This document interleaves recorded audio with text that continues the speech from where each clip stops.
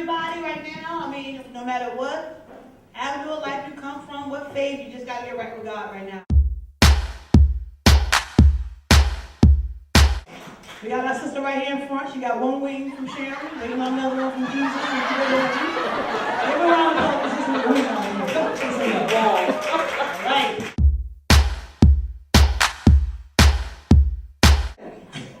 But I really enjoy Texas. I traveled to Texas recently, like 3 or 4 weeks ago. And I know for a surety that I would not go to Texas if I'm married. It's just a different size of women down there. You know, especially no disrespect, their behinds are humongous down in Texas. I don't know if it's the meat, I don't know if it's the food. The women booties are so big, they gotta lift and wipe at the same time when they use the bathroom. It's just like, you understand, you gotta lift and wipe. You know, damn, that joke went real low, didn't it? He ain't hit nobody, except for the brothers. They was like, yes, teach on that. But again, you know, it's funny because we've been going a lot into the scripture a lot, you know, that's why I just wanted to hit on that because, you know, it's just a lot of things happening in the world that you know that this is the end. When you see a woman walking down the street and her track showing, and she know it's showing, that's when you know it's the end. The track be sitting like, and then when you go to her and say, hey, sweetie, your track showing, she be like, I know, see, that's how you know it's the end. She don't even care that the track is showing. That's real talk right there. Attachment showing, you know it's the end of the world when you go to the bums and they ask for a donation, they tell you straight up, look, I'm about to get high.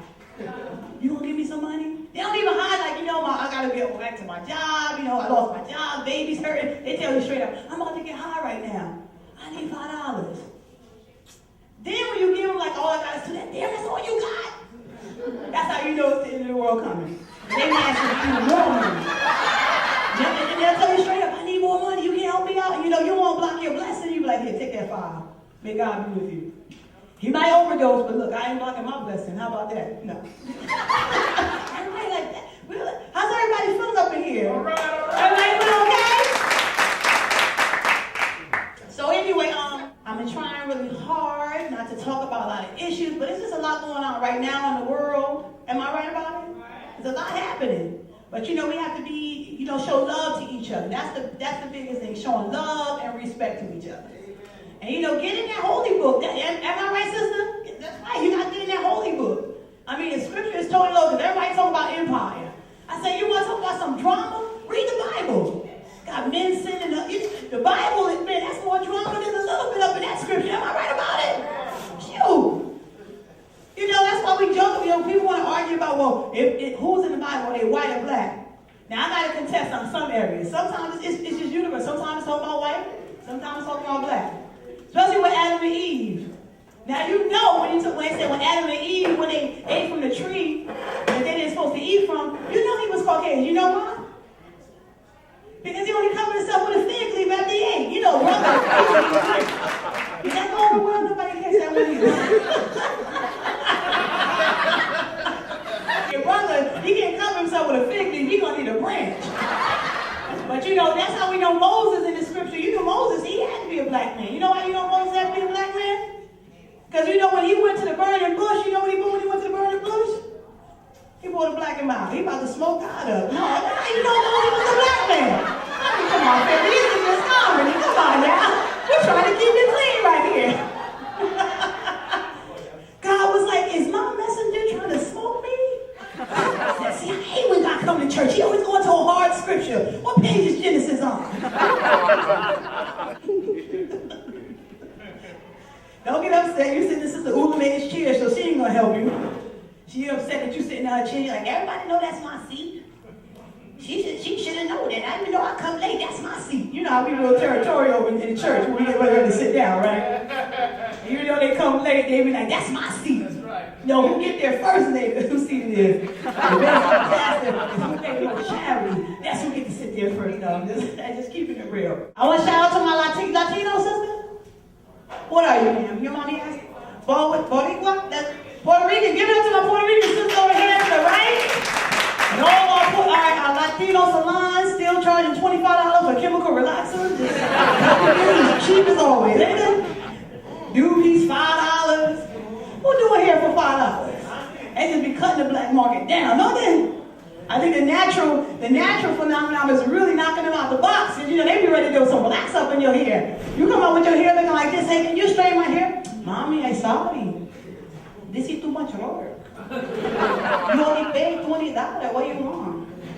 I think you need a relaxer. You need a relaxer. This is good for you. Am I right about it? They don't want to do Ain't no doubt about it, boy. They'll blow you out. This is very quick. You coming for the dryer. The roller very quick. You dry, you finish. You see? They take the pincho, I roll it. I mean, you don't need it. This is too much work. I don't know. I don't like it. You wanted your hair to be nice and beautiful and clean. You know, sweat. You don't want it to look like the pubic hair, right, Mom? This is too big. I don't know, Because, please, ven acá, abajo, in the back. Estilo de pelo. I mean, I worked in the Spanish salon for when I up and coming, so I'm really grateful for that because I know how to blow out and roll with the blush. If you go to black people and you ask for, can you do it with the roll blush? They like lost. Roll what? All I roll is blunts. I know nothing about no roll blush.